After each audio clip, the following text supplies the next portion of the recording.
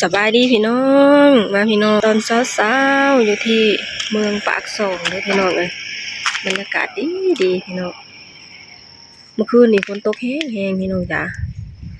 นอนอย่างม่วนเลยเมื่อคืนนี่หนาวกับหนาว คนหน่อยรับอย่างสบายเลย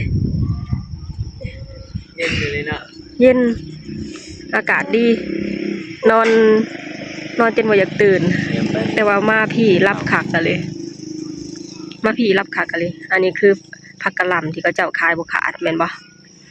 ผักกะหล่ำที่เขาเจ้าขายบุขาดเนาะพี่น้องนี่ตอนที่เขาเจ้าขายกับเขาเจ้ามัดเป็นถุงพอขายบุขาดแล้วก็จะมาแกะออกจากถุงแล้วก็มาขวำไว้แบบนี้ถ้าบุขวำนี่มันสิเน่าบ่ซ้ำมันเนาะเนี่ยพี่น้องมาแล้วก็เขาเจ้าจะขวำใบแบบนี้เลยเนาะพี่น้องแกะออกจากถุงแล้วก็ขวำออกบัดทีนี้พอมื้อตื่นเช้ามาแล้วก็จะมาปอกออกใหม่บ่ตัดออกแล้วก็ใส่ถุงใหม่นะพี่น้องโอ้ยมันบ่แม่นเรื่องง่ายๆเด้นี่การขายผักกะหล่ำพวกเฮาบ่ฮู้เนี่ยโอ้ยนึกว่าเขาเจ้าเอามาขายแบบเป็นหัวเลยอันนี้เผื่อกลัวเขาจะผ่านมาเนาะว่าสิผ่านมาแต่ละขั้นตอนมันนี่ผ่านมาแต่ละมื้อในมื้อที่ขายบ่ออกก็คือต้องแกะออกทีละอันเป็นนะพี่น้องแม่นบ่เนี่ยจะเป็นประมาณนี้เลยพี่น้องจ้ะตัดแล้วก็ซ่อมแล้วก็ใส่ถุงใหม่เลยบัดนี้แม่นบ่ได้ขี้ได้ก็ซับเนาะทำไมก็ได้เดาจิ้มเลยก็ได้บ่ได้ขายอันหลายมื้อนี่ก็ลุบแล้วนี่เนาะผักมันเน่าทิ่มจนแล้ว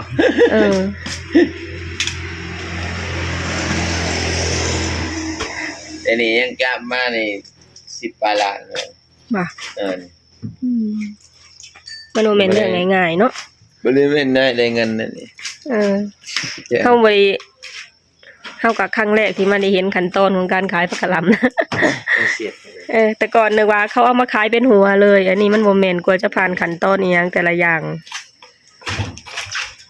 ปาดออกแล้วก็ใส่ถุงไม้บ่แม่นนี่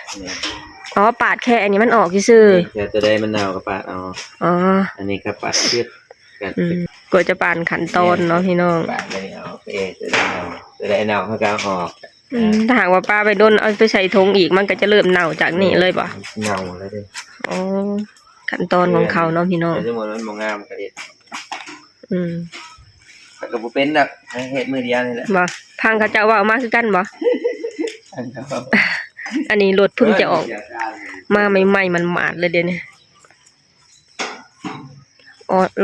ออกมาเพื่อคนผักกะหล่ำโดยเฉพาะแต่ก่อนเพิ่นใส่เป็นรถฮอนไดแม่นบ่รถฮอนไดบ่คันก่อนนะใส่เป็นรถฮอนไดเนาะพี่น้อง บัดนี้รถฮอนไดมันน้อยเพิ่นมาออกคันนี้ต่ออีกอันนี้คือรถ10 ล้อบ่รถ6 ล้ออันนี้คือรถ6 ล้อเนาะพี่น้องแสดงว่าเพิ่นก็ลุงเติบเลยนะ อันนี้คือบ้านของเพิ่นได้แป๊บเดียวออกคันนี้ต่อตะกี้เพิ่นก็ไปทำงานอยู่ไทยคือกันพี่น้องจ้าเราไปทำงานอยู่ไทยจักปีนะแต่ก่อนไปก่อนบางเฮาอีกเนาะ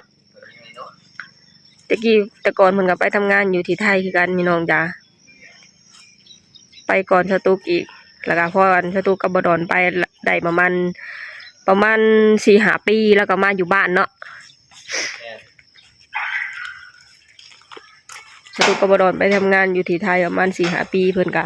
มาอยู่บ้านพี่น้องจ้าเพิ่นก็เก็บเงินเก็บอีหยังเรียบร้อยได้เงินเรียบร้อยแล้วเพิ่นก็มาลงทุนเนาะพี่น้องเนาะ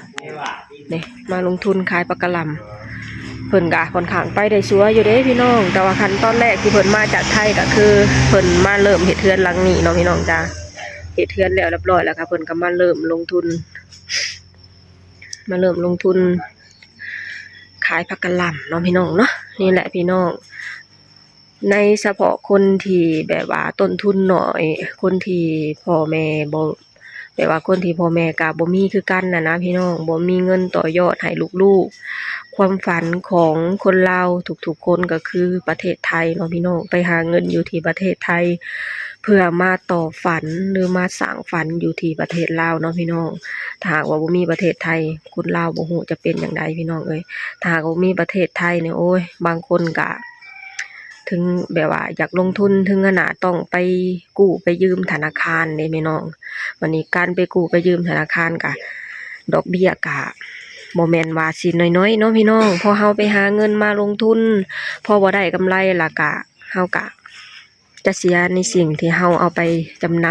ำจำนองธนาคารไว้เนาะพี่น้องอันนี้ก็เป็นเรื่องของปกติเนาะพี่น้องหลายๆประเทศก็เป็นกันเนาะพี่น้องเนาะนี่แต่ว่าลุงของสตุกน่ะเพิ่นบ่ได้กู้บ่ได้ยืมเด้อพี่น้องคือเพิ่นก็ลงทุนด้วยน้ำพักน้ำแรงของเพิ่นที่ได้มาจากประเทศไทยเนาะพี่น้องอันนี้ก็คือธุรกิจในครอบครัวของเพิ่นเนาะพี่น้องเนาะการขายผักสดขายทุกอย่างพี่น้องจ๋าผักกะหล่ำก็เพียงแต่เป็นผักพวกมะเขือพวกมะแตงผลไม้นี่นะพี่น้องคือเพิ่นก็จะขายทุกอย่างแล้วแต่ช่วงแบบว่าเอิ้นว่าอีหยังช่วงฤดูพี่น้องแล้วแต่ช่วงฤดูที่มีของสดอีหยังก็คือเพิ่นก็จะขายสิ่งนั้นเนาะพี่น้องเนาะอันนี้ก็ทางคนสีเหลืองนั่นก็คือเพิ่นก็เป็นคนงานพี่น้องก็เป็นคนงานของเพิ่นคนหนึงมาเฮ็ดนำพี่น้องคนงานของเพิ่นก็อยู่แขวงใดเกาะคนงานเพิ่นนี่นะ สวรรค์นั่นแหละเซโน อยู่สวรรค์อยู่แถวชะโนบ่ อ๋อ มาเฮ็ดงานนำเพิ่นเนาะพี่น้องกินน้ำนอนน้ำ เฮ็ดเจ้าเฮ็ดแล้วเจ้าเฮ็ดน้ำลาวได้จักปีละ 3 เดือน อ๋อหาก็3 เดือนหาก็3 เดือนเนาะพี่น้อง ที่ละเฮ็ดอยู่บ้านหลังนั้น อ๋อเออ แต่ที่นี่มาอุ้ยเฮ็ดอยู่พี่ เออ ที่นี่แหละ สลับกัน แต่ก่อนน่ะคืออันร้านมาเฮ็ดนำร้านเอิ้นร้านบ่ ร้าน แต่ก่อนน่ะคือร้านมาเฮ็ดนำเนาะพี่น้องแล้วมาที่นี่ก็เลยสลับกับร้านแล้วก็เอาอันคนนี้มาเฮ็ดนำแต่ก่อนคนนี้ก็เฮ็ดนำอันผู้ที่ร้านไปเฮ็ดนำอยู่ตอนนี้ คือสลับกันน่ะพี่น้องนี่เพิ่นเพิ่งจะมาเฮ็ดนำได้3 เดือนเนาะพี่น้องเนาะเงินเดือนเท่าไหร่อ่ะเงินเดือนเท่าไหร่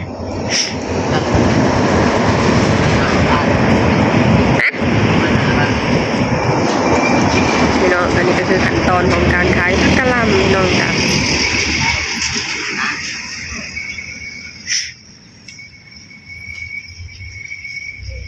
จะเป็นประมาณนี้เลยพี่น้องปาดออกไปนี่เลยปาดออกคะแนนว่าถ้าหากว่าสมมุติว่ามือต่อมาขายบ่ได้อีกก็คือต้องปาดออกแบบนี้บ่ เอามากายบ่ได้ก็เจ้าจริงเลย มือต่อมาขายบ่ได้คือถอกถิ่มนี่พี่น้องเขาจะปาดออกแบบนี้เลยป้องกันบ่ให้มันเน่าเนาะพี่น้องเนาะ มากายบ่ได้มื้อนี้มื้ออื่นมันก็เรื่องแต่ว่ามันลายมันเลยบ่ขาดปกติเขาขาขายตัวนึงก็ได้ คือว่าหลายๆเจ้าเด้ หลายเจ้าหลายคนมาขายแข่งกัน พอบ่ได้ขายแล้วก็ ขายตัดราคากันนะ อ๋อ ขายสิ ก็เดี๋ยวเรามีอันลูกค้าประจำ ได้บ่เวิร์ดคนบ่เวิร์ดสิ อ๋อคืออันนี้คือเราเอาไปเพิ่มเอาไปขายต่อ ได้เลยว่ามันเอาไปลายแบบนี้เดี๋ยวมีลูกค้ามาซื้อเอาไปขายออกเลย เรื่องแบบนี้มันก็เป็นเรื่องปกติของพ่อค้าแม่ค้าพี่น้องเอ้ยพี่น้อง อันนี้ก็คือ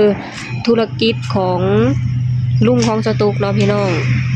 คือเพิ่นก็ได้ทุนมาจากประเทศไทยไปหาเงินอยู่ที่ประเทศไทยเพื่อ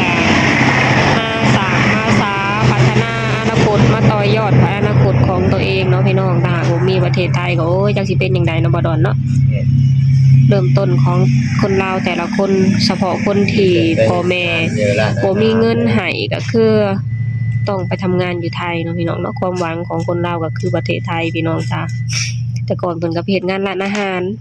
เป็นพ่อครัวบ่ เนี่ยเป็นครัว ไปเป็นพ่อครัวพี่น้อง เชฟเลย ไปเป็นเชฟที่ประเทศไทยเนาะพี่น้องเป็นพ่อครัวอยู่ที่ประเทศไทยกว่าจะได้ก็โอ้ยบ่แม่นน้อยๆพี่น้องบ่แม่นใช้เวลาน้อยๆเพิ่นไปก่อนสตูกบ่ดอนอีกพอเพิ่นไปเพิ่นตั้งโตได้เพิ่นเก็บเงินได้หลายเพิ่นก็มาเฮ็ดเฮือนแล้วมาต่อยอดโดยการ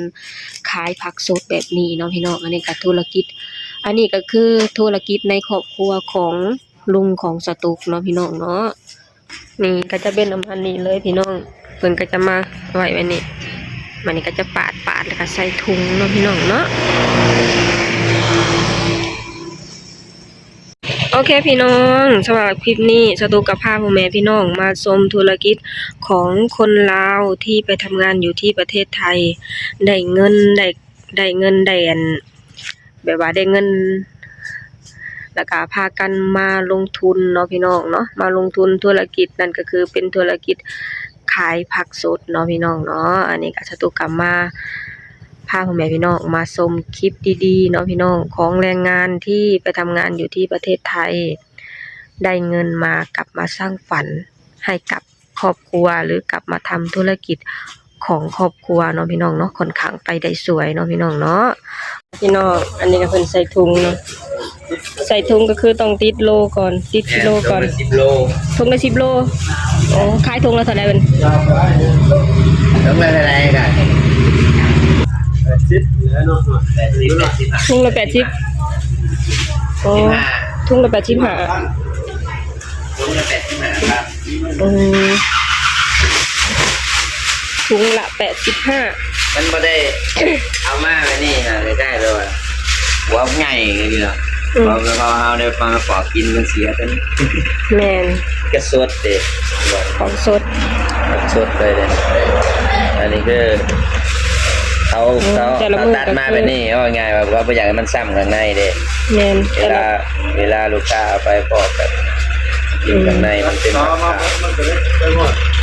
ผักขาวมาเบิดเลยเพราะว่าลูกค้าแม่นมาเสียนะก่อนบ่มันสิเน่าก่อนบัดนี้ก็บวบมันเน่าแม่น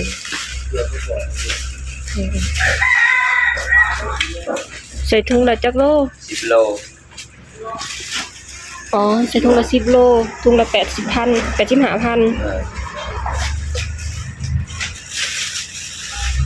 เฮียลงมือเองก็ได้พี่น้องอันนี้คือเฮียเด้อ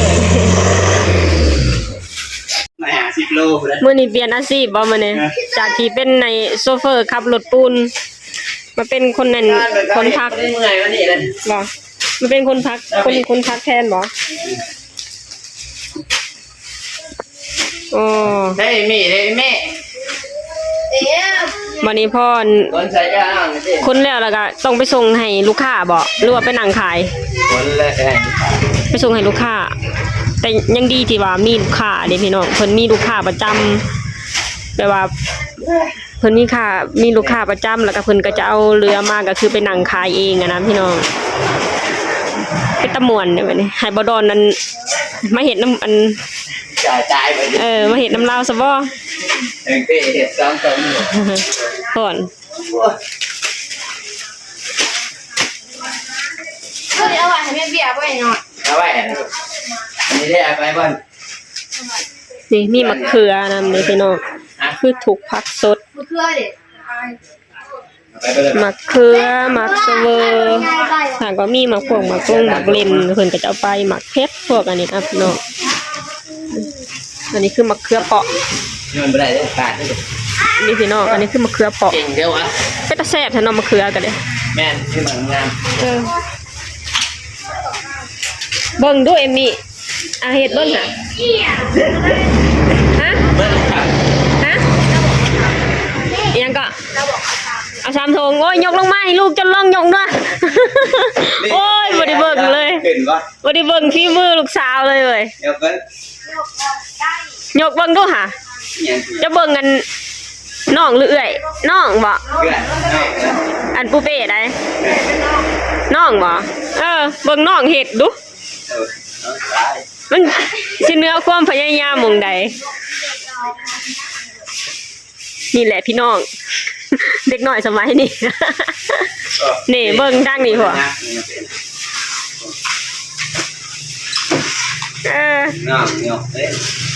สอนให้เอมมี่เนี่ยเด้อเดี๋ยวใช้เอมมี่มาอยู่นำจักเดือนหนึ่งมาฝึกงานเนี่ยมากพอยเบิ่งแล้วโทรศัพท์มาเห็นงานแล้วมันหยกงานเนี่ยมันหยกพักนี่ไปคนอยู่คนเดียวนี่พี่น้องวันนี้คนไว้วันนี้แล้วเราก็จะไปส่งลูกค้าเลยเนาะพี่น้องโอ้เป็นตำม่วนหน่อยเนาะจะบ่ยังมาเห็นน้ำลาวบ่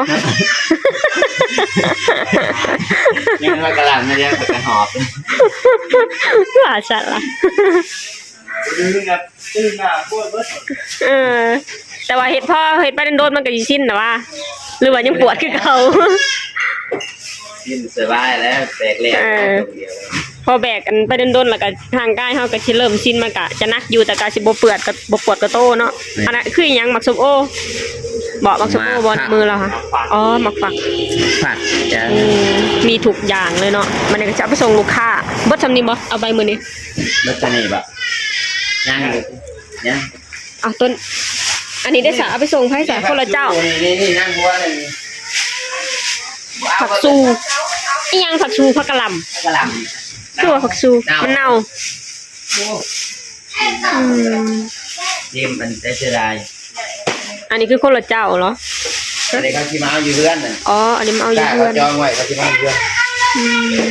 นี่ล่ะพี่น้องเป็นตะม่วนเมืองอยู่แถวคงเขตนี่นะ เอาไว้อะไรถูก ส่วนมากเขาเจ้าเฮ็ดธุรกิจเกี่ยวกับผักเด้พี่น้องเอ้ยนี่หลังที่ติดกันกับเพิ่นนี่ก็เป็นไอ้ผักคือกัน เอาค่อยไหม นี่เขาเจ้าเฮ็ดธุรกิจเกี่ยวกับผักเด้พี่น้องเป็นตะม่วนไหมเบิ่งมาพี่น้องมามื้อนี้สตุกมาอยู่ปากซองมื้อที่2เนาะพี่น้องเนาะมาฮอดหมู่บ้านเนี่ยสตุกจะมาพามาเบิ่งธุรกิจของเมืองปากซองเนาะพี่น้องว่าเขาเจ้าเฮ็ดหยังแน่เนาะพี่น้องเนาะนั่นก็คือผักเนาะพี่น้องผักสดพี่น้องจ๋านี่ผักสดพี่น้องนี่เฮือนหลังหน้าก็แม่นเด้อพี่น้องนะแล้วก็เฮือนหลังนั่นก็แม่นเฮือนหลังนั่นคือเฮือนของน้องเมียของเพิ่นเนาะพี่น้องนี่ทางนั้นก็เตรียมตัวไปส่งแล้ว ธุรกิจของเขาเจ้าแบบว่าอยู่แถวนี้นะเฮ็ดธุรกิจเกี่ยวกับส่งผักโดยเฉพาะเลยพี่น้องนี่ทางนี้ไปแล้วแบบว่าเห็นแล้วก็คึกคืนแทนพี่น้องเลยนี่ทางนี้ไปส่งลูกค้าแล้วแบบว่าเขาเจ้าจะเอามาแบบว่าอันคือลุงของสตุกนี่คือเพิ่นจะโทรนะพี่น้องคือแบบว่าทางอันลูกค้าของคือแบบว่าจะมีคนมาส่งให้เพิ่นอีกต่างหากหรือบ่ซั่นก็เพิ่นก็จะไปรับถึงที่เนาะพี่น้องนี่เพิ่นก็สิมารับถึงที่แล้วก็มาแบ่งสรรปันส่วนว่าส่วนนี้ให้ลูกค้าคนใดส่วนนั้นให้ลูกค้าคนใดเนาะพี่น้องบางคนเขาเจ้าก็มารับเอาฮอดเฮือนบางคนก็จะเอาไปส่งแบบนี้เนาะพี่น้องเนาะเห็นก็เป็นตะม่วนเด้พี่น้องเอ้ยนี่อันนี้คือแบบว่าเป็นธุรกิจของเมืองปากซองหลักๆเลยพี่น้องแถวบ้านของเขตนี่แบบว่าเฮ็ดธุรกิจเกี่ยวกับการส่งผักสดนี่ค่อนข้างหลายเลยพี่น้องเอ้ยคือเบิ่งอ่ะแบบว่าสิเป็นจักอูฟูหรือบ่อูฟูอ่ะพี่น้องนี่ปีก่อนนะลุงของสตุกน่ะเพิ่นยังซื้อรถ Honda นี่พี่น้องเพิ่นซื้อมือหนึ่งเลยซื้อสดเลยเด้พี่น้องเอ้ยวันนี้พอเฮ็ดไปเฮ็ดมาแล้ววันนี้คันรถ Honda คันนี้น่ะแบบว่าบรรทุกหรือใส่พักน่ะได้น้อยพี่น้องเพิ่นก็เลยต้องออกรถอีกคันหนึ่งเป็นรถ6ล้อคันนั้นเนาะพี่น้องคือเบิ่งน่ะเป็นตะม่วนพี่น้องเอ้ยนี่คือตอนนี้ก็กำลังจะเอาไปส่งลูกค้าแล้วก็คืออยู่ในหน้าบ้านน่ะก็คือจะให้คือทางลูกค้านะจะมารับเองเนาะพี่น้องคือในแต่ละมื้อน่ะคือเพิ่นน่ะแปลว่าจะสั่งมาเกินเนาะพี่น้องแต่หากว่าส่วนที่เหลือจากส่งให้ลูกค้าก็คือเพิ่นจะไปนั่งขายอยู่ที่ตลาดเนาะพี่น้องเนาะเท่ากับมื้อใดบ่ได้ขายก็คือจะเอากลับมาบ้านแล้วก็จะเอามาแกะออกจากถุงแล้วก็ย้ายอยู่ในถั่วอันแถวอันคงเขตบ้านนะเพื่อจะบ่ให้มันเน่าถ้าหากว่าปะอยู่ในถุงยางหมดคืนมันก็จะเฮ็ดให้แบบว่า